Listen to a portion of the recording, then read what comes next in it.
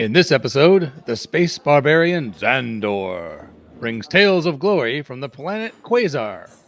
He rules over his home world with big oiled muscles, hairy briefs, and a child-sized tiara. So roll up your towel into a pillow, lean back, and Prepare to hear about laser dragons, rock apes, and the storybook tale of how Zandor met his wife Tara. Shut up and sit down.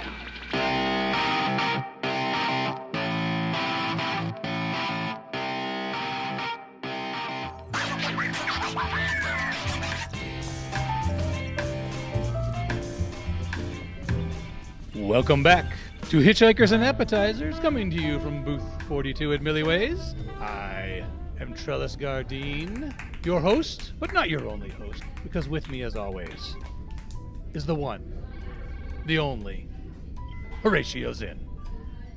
It took me a moment because I wasn't sure if you had gotten a new host and you hadn't told me. And I was going to sit here and pretend to graciously welcome this new host. And now I don't have to. I was trying to add a dramatic pause to add some weight to your weight. Oh, there's too much of that already. Weight on weight just makes more weight. Or is that a double negative? Well, our planet liposuctions most of the weight away, so... Oh, that's true. I can't really speak to whether that's a problem or not. I don't know. I say the more the merrier. I have another new appetizer for us today. Oh, lovely. Lovely. What is it? Spicy lumps. What is it? Spicy lumps. Spicy lumps. I'm not going to tell you which one it is. You're going to have to figure it out. Oh. I'm going to assume it's one that's lumpy. No. I was going to say the name should help you, but not necessarily.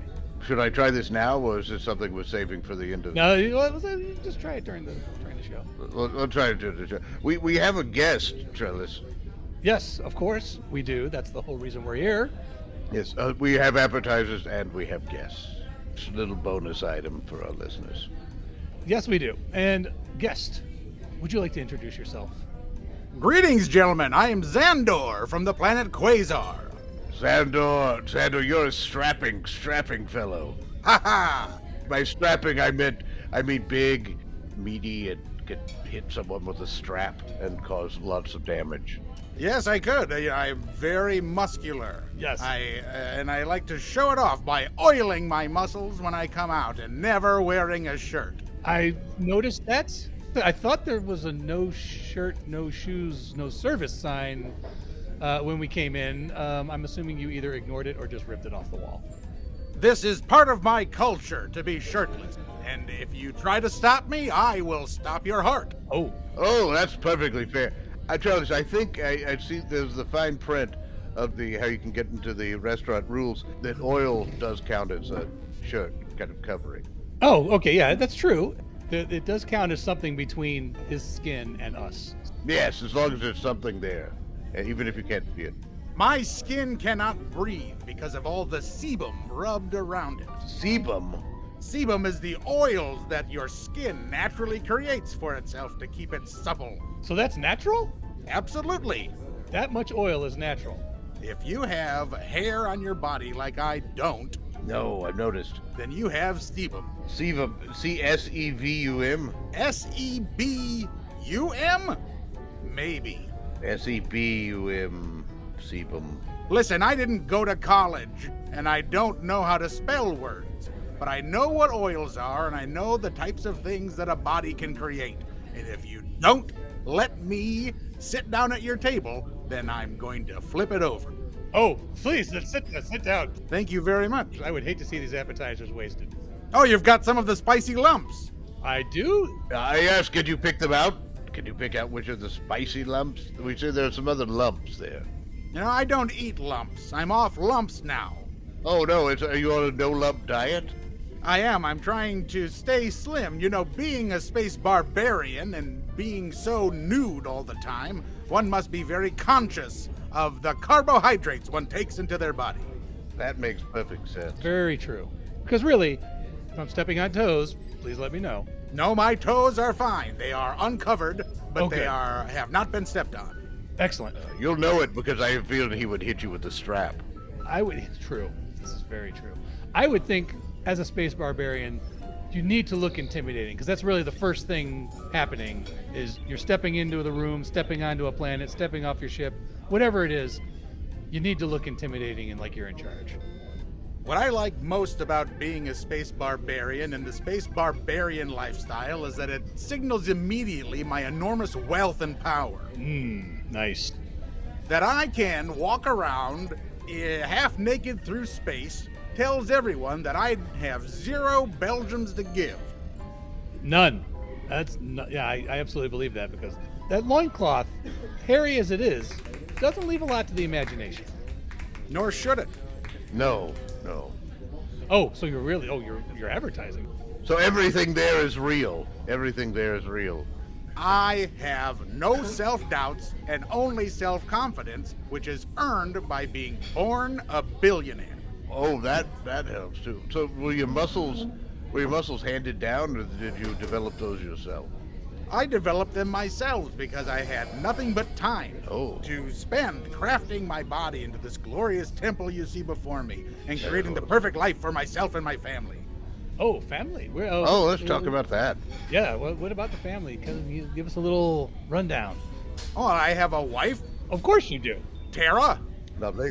The lovely, beautiful Tara. Tara. She's got blonde hair, a skinny waist. She says virtually nothing. She cares for our son, Dorno.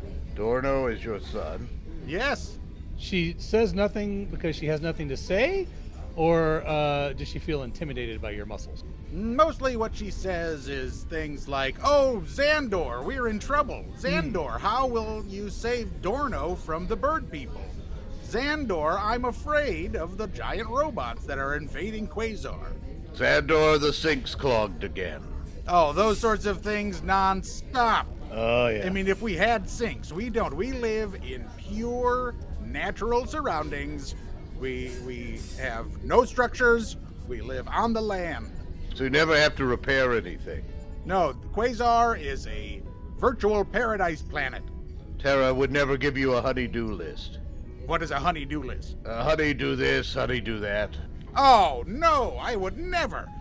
I picked Tara up out of the slums of Tesseract, and if she knows that if she gave me a task to do, that she would find herself back there, toot sweet. I'm fascinated by how you met there. So you just met her, you picked her up out of the slums there. Were you on vacation? You were touring? I was touring Tesseract with my father. I was touring with my father, who had many industrial properties on that planet. I saw her in the gutter, and despite her filth and despite her poverty, I said, that is a physically beautiful person that I can mold and look beautiful next to me and be all supportive, because she had nothing, she came from nothing, and now she has everything only because of me. Plus, also, we have a child together. Oh, is that what it did? Is that if you hadn't had a child together, she might have had a chance at freedom? Or a chance at her own life? Let me say this, and I don't want to be politically incorrect, but she may have believed she had a choice and a chance at freedom. Oh, once she fell in the sway of your charms and your overbearingness. Yes, my overbearingness is one of my best qualities, but also my tenacity, and the fact that I don't take no for an answer, and I want to keep everything for myself. Oh, good. Oh, you don't want to keep all those spicy lumps, do you? Yeah, I'm off lumps. Oh, that's right. So that's you right. can have all the lumps. Oh. Fear not, my reprisal. Oh, that's one thing we will get all of, is the spicy lumps today, which I do makes love me very spicy happy. lumps. I heard one of the other tables talking about them, and they sounded very, very excited after I think they ordered 2 plates, actually. I might take them home. Actually, don't have them. I'll take them home in a doggy bag for my panoply of space creatures. Ooh. A panoply of space creatures. Well, I have an exotic collection of cosmic creatures that help guard Quazar from all invaders. Quazar sounds like it's getting invaded an awful lot. What's so special about it that people seem to keep, or not people, beings keep coming? Yes, beings. Seldom are they people. Often they are types of people. Not that means anything significant, but they are bird people, lizard people, robot people, cyborgs, of the like. You ever have like cowboy people? Certainly. cowboy robots, lizard cowboys. Oh, good. I just wanted to make sure that was in there somewhere. Yes, absolutely. Ghosts, things like ghosts. that. Mostly the animals that I keep are collected because they are one of a kind. Oh, so really, your planet's kind of a zoo then. It is a private pleasure planet for myself and my family that is all mine, and it has always been mine. Have you ever thought about charging admission? I was just gonna say a park. People could come drive through, there is some money to be made there. Listen, a space barbarian like me has enough money. I don't need to earn more money. I come to Quazar because it is a place to be calm. Oh, I was thinking you might want to maybe perhaps use it as a way to spread your legend, to make others be in awe of you and jealous of you by touring around and watching on your daily activities. I'm Zandor, the man who owns his own planet. That's true. I have a laser dragon. I have a rock ape. I have a thunder beast. You're a laser dragon. Yes, I have such creatures as which you've never seen, and everyone is impressed by my power and wealth. And that's why they keep trying to invade you. Oh, yes. Is the planet round or is it in the shape of your head? The planet is round. Quazar is a round planet. Oh, that would have been incredibly vain of him. Okay, I was just checking. I would think if you wanted it to be your place. My head is round. Well, yeah, but I mean, Round. you have features. Do you think this tiara on my head is part of my head? That a jutting metal diadem comes out of my skull? I didn't want to assume. You would not be the first guest we had with a pointy head. You would be surprised how much we've seen as far as features. It could have been bone protruding out. I don't know. I didn't want to, like Horatio said, I didn't want to assume.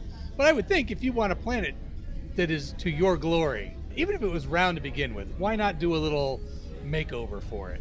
What I enjoy about Quazar is the nature and beauty, and that the people trying to invade it also want to enjoy the nature and beauty and the resources of the planet, and that they say that it is not my planet and that they used to live on it and that I have forced them off of it is not true. So they would just have made that up out of whole cloth.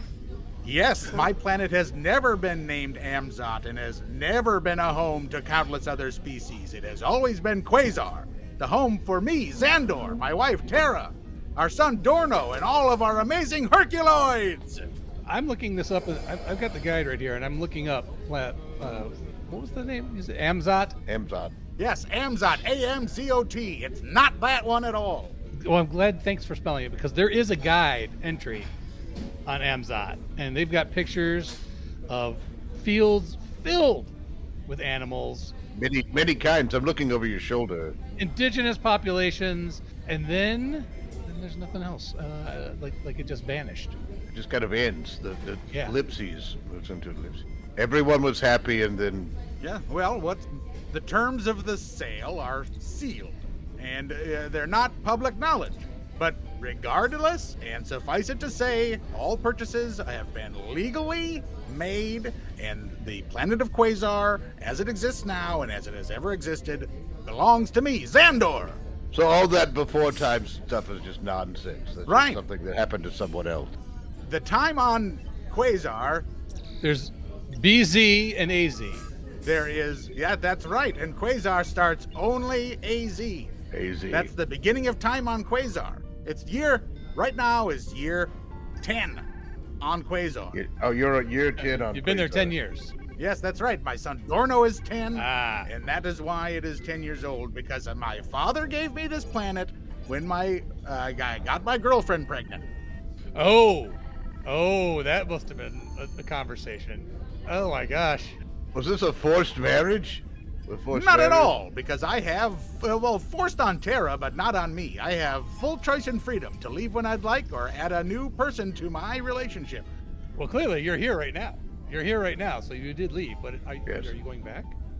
Oh, yes, I'll go back. Okay. I am only here to speak to certain people who may make it more difficult for certain interested parties to get to Quazar. Were Maybe you here set to up talk? some sort of a blockade, or maybe starve them to death out in space. Were you hoping to engage us in that? Because we have no ships. We really have very little influence on. Like, you hardly ever leave Quazar, we hardly ever leave this booth. This booth is our Quazar. Oh. Before Trellis and Horatio, as far as I'm concerned, this booth did not exist. No. So this is all ATH. What you're experiencing. Oh. We've certainly placed our smell, our sense heavily on it, and anyone coming near and sniffing will go, no, that belongs to someone else. Yes. Oh, well, I apologize if I have imposed upon you gentlemen. I was not enlisting your aid in this endeavor. I am having a very important meeting over at the main dining table, and frankly, I've had too much to drink, and I was about to get violent, and I walked away and stumbled right into your booth. Oh, nice. Oh, lovely. I thank you for not getting violent here, because that would upset the appetizers. If I can hold it until I get home, I'm sure my son Dorno has been captured by a Spider Queen, and I'll be able to take my ire out on her people by sicking my gigantic rock ape on her, or perhaps shooting her with my explosive energy rocks. Oh, that's right. Do you have different sizes of the rocks there? My gigantic rhinoceros beast. He shoots them out of his head. Beast. He shoots them out of his horn. I shoot them through straws and slingshot. Do you wear special gloves when you do this? No! Why is it explosive? That's what I want to ask. I don't know.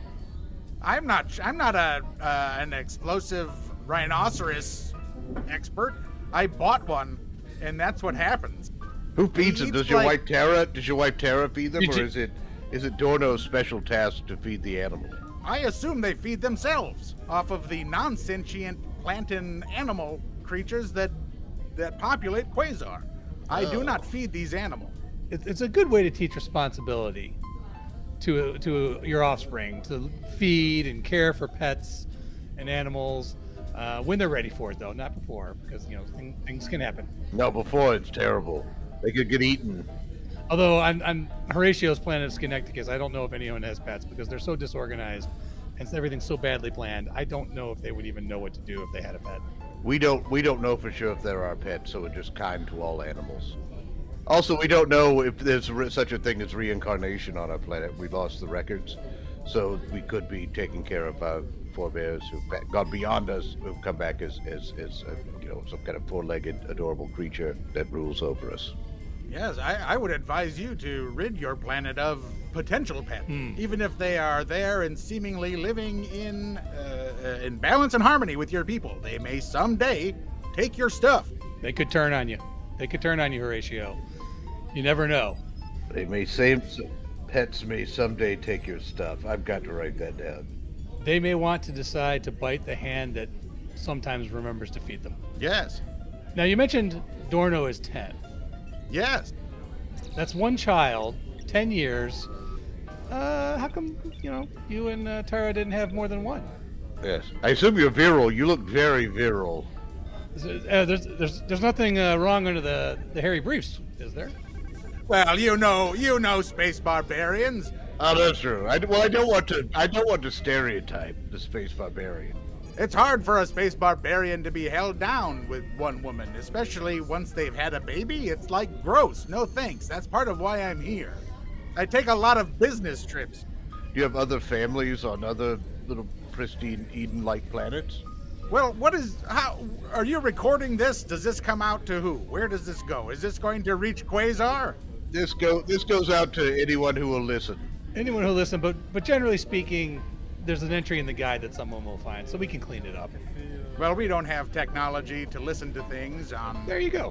Quazar, so I'm not too worried about Tara hearing this, but yes, I have bedded with many different creatures tonight.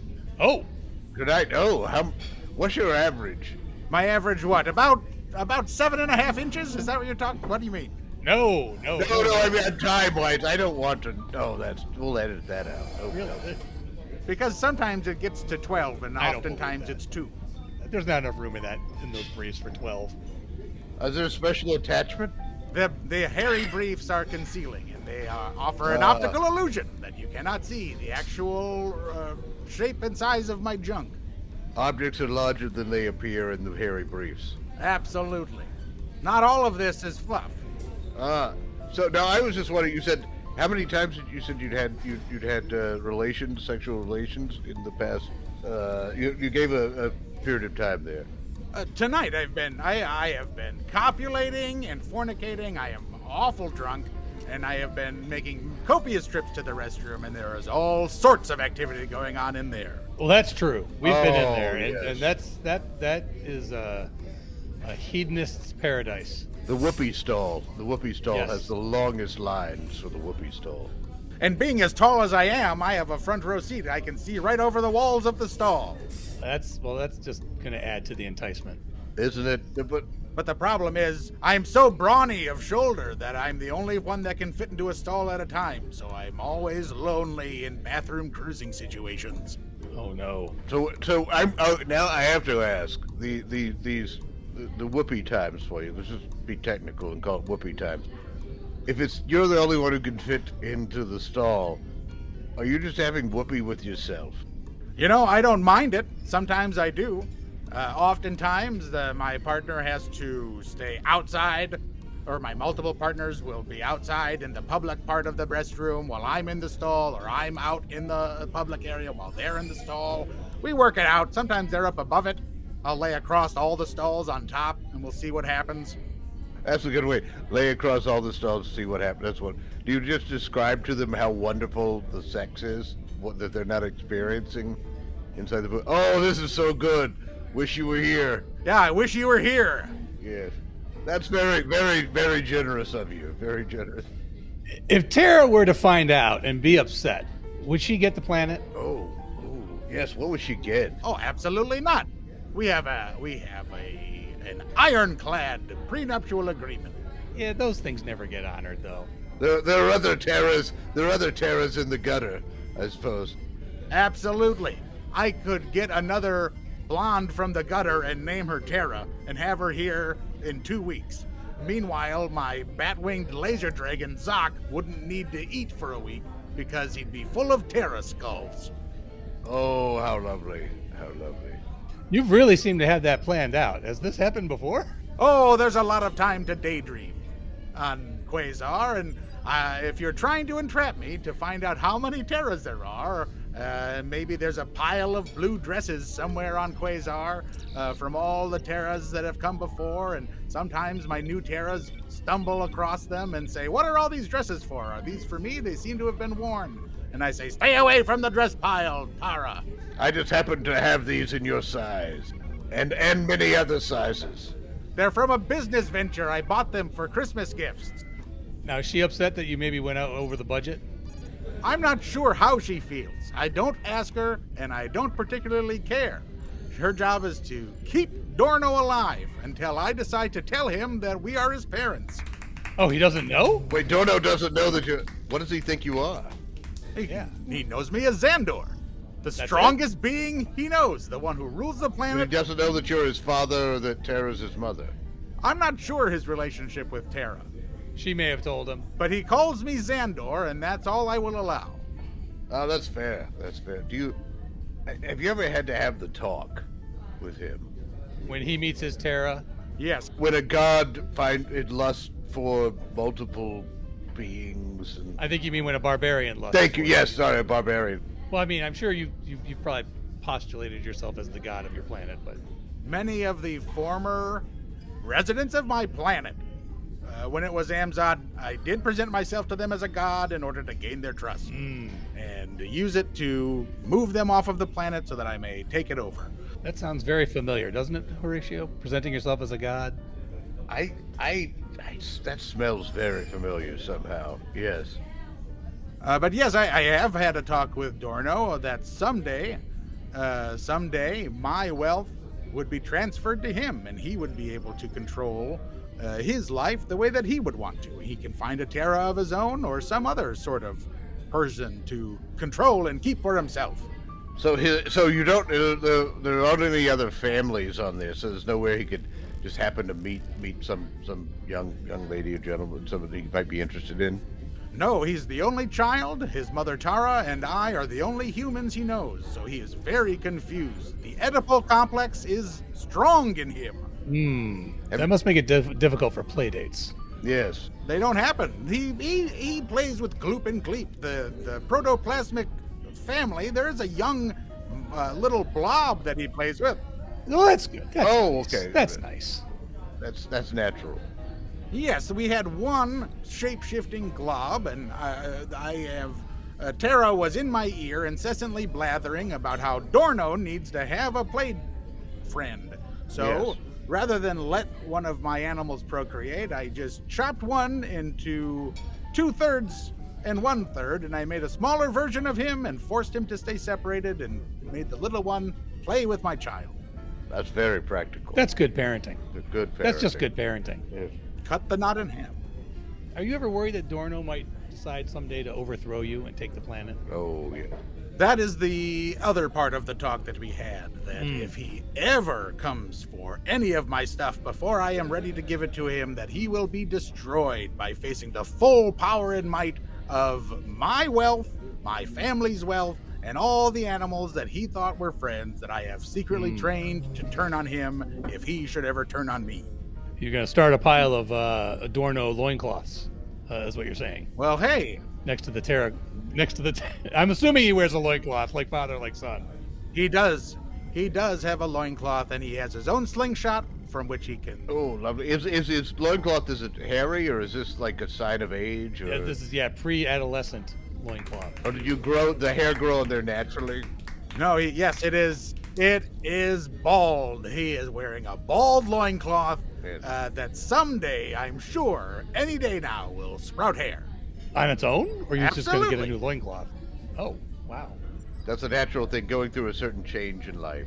All the men in my family are gifted these briefs. They're made from werewolf skin, and you wear them your whole life, and then when you reach a certain age, they blossom into these hairy, wonderful briefs that keep your privates warm, but show off your awesome Now, quad. do the briefs have pockets? Because you need somewhere to put your oil. No, I don't carry my own things. No. Oh, does Tara carry them for you in her purse? Yes, she has a satchel that she keeps on her at all times, and also I strap things to my Herculoid. Do the briefs change when there's a full moon? They get hairier. They get hairier? They could. Oh, well, I'll tell you what's happening now. They're starting to go gray. Oh. Oh no! Do you dye it? Oh.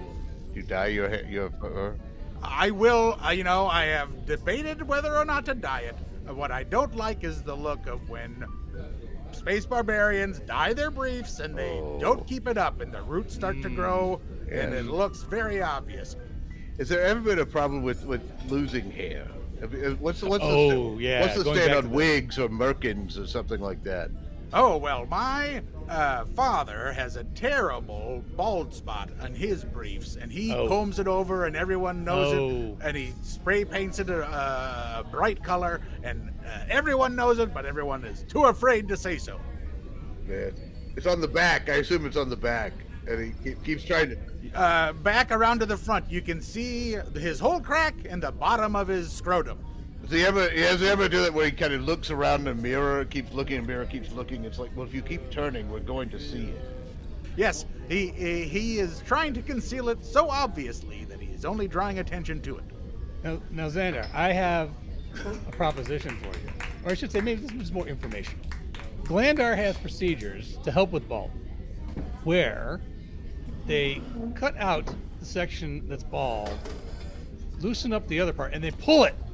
They pull it up really hard, restitch it together, thereby eliminating the bald spot. That feels like it would make my bare feet feel very tight in their skin. Yes, It might. that's a benefit. They advertise that as a benefit. Well, I'm talking about for your loincloth. You could have this procedure done on the loincloth when it probably, if you had a dad whose loincloth lost its hair, it's probably going to happen to you too at some point. That's true. Or it might be your maternal grandfather. Yes, I got my loincloth from my mother's side of the family. As someone who's from the Plastic Surgery Center of the Universe, that's just an old wives' tale. What? Is it? It is. I'm sorry to tell you. What? Sometimes yes, sometimes no. It's a 50-50. Oh, that gives you a lot of leeway there to be an expert. It's like, well, it could happen. It might rain. It might snow. Well, I'm just quoting the statistics, Horatio. I have enough money that I could probably just buy another pair of briefs. Oh, you could buy them. Well, it's not legal. It's not cool in the space barbarian world to sort of grab onto somebody else's briefs, but I don't care. Who cares? Oh, your devil may care, barbarian may care. Yeah, what's Zandor gonna roast me, or He-Man gonna come at me? I don't care. I've got more money than all of them combined. I would imagine it'd be embarrassing if you go to the Barbarian Con and you're walking around and the whispers are there, the murmurs are there. Oh, I think Zandor's got a little fake going on there with the hair. Why compare us? Just because we're space barbarians? Why compare us? We're all completely different. It's a bit tropey. You guys are all a bit tropey. I'm going to say A little bit it's a tropey, bit yes. tropey. I have to agree. I must agree. Well, I think you're both tropey. What are you doing? You're so skinny and you're so fat. Get off my back. I could buy and sell you. I could have 10 fat people and 10 skinny people here to replace you in a heartbeat. That's probably true. I do have a question. A quick question. It's just been tearing at me. I've been staring at your tiara, and I've been thinking, what? I just picture you in a pageant, a very young. Shouldn't Tara be wearing a tiara? I'm just going to jump in there. Isn't a tiara what lady barbarians would wear? Yes, and you a crown. It's a bit dainty. It's a bit dainty, is what Trellis is saying. It's a bit dainty. Well, it's not what I would expect a real barbarian. Okay, you're coming at me here pretty hard, and this, I don't know how you can attack the manhood of such a masculine, macho, hairless, chested man as myself, but it's really cutting me to the core. I'm not disputing that. Everything making me about question manly, myself yes, and what I'm yes. doing and how I'm treating my wife. Breaking my diet. I'm gonna grab some of these spicy lumps. Oh, no! I knew it I'm feeling happened. bad Oh, about spicy lumps. myself. Oh my god. Oh, He's eating his Oh, grief. they're just, He's they're eating his just pain. lumps of uncooked spices. Yes. Ugh. That's what it's spicy lumps. It's disgusting. I am just picturing. They don't taste good, but they make me feel good to be eating. You might have to change your hairy loincloth. All right, well, hose it out. Because now I'm picturing a tiny little Zandor at a pageant with the sash singing some, like, perhaps father's favorite song or something.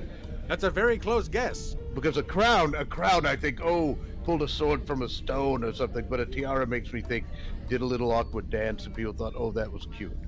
And they gave a little tiara.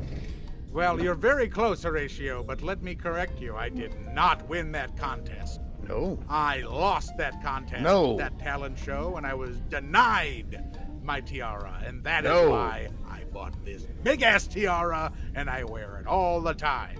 That's fair. That's a lovely story. I was hoping. Because no one can tell me that I don't deserve this tiara, because it's mine and it's made of gold. what was your talent? My talent? I sang a stupid little song, and I did a stupid little dance. Well, that sounds to me like you really weren't committed to it, and the judges probably, that came through. They wept and cried at the emotional depth. This has been very interesting. I see you ate all the spicy lumps. I didn't even get to try them. I'm sorry. Have them put it on my bill. We could we pay for that. That's part of the write-off. So I would like to come up with the entry here. Quazar. Or would you like this to be about you? Because you're a space barbarian, it's all about you. The planet's all about you. How about we just, Zandor of Quazar. the entry is Zandor. Zandor's planet. Zandor's planet. Yeah, stay away. That's it. That's perfect. That's it. It's short. It's to the point. Enter Zandor. This has been amazing. I am never going to forget those hairy briefs. Well, thanks for letting me hang out for a while. Maybe stop by the gift shop on the way out, and Mr. Crankor, the owner, I think they would make a great addition to the gift shop, is what I'm trying to say. I would love. You want to sell the briefs off my balls? Not yours. We want clean one. We want some that are not so musky. Those would go on the. I think those would go on the mannequin. Oh well, all right. We'll tell And you. then, I'll get in touch with Crankor, and we'll start a supply chain. That exactly. He has a replicator back there. He could probably replicate them. This is very true. Passive income is very important. You won't have to do anything. Does it replicate wives? Terrors for everyone. Thank you for coming, Xander. This has been fantastic. I'm Thank going to you. go and I'm going to order some more spicy lumps. Horatio, are you on board with that? Oh yes, I'll order two plates.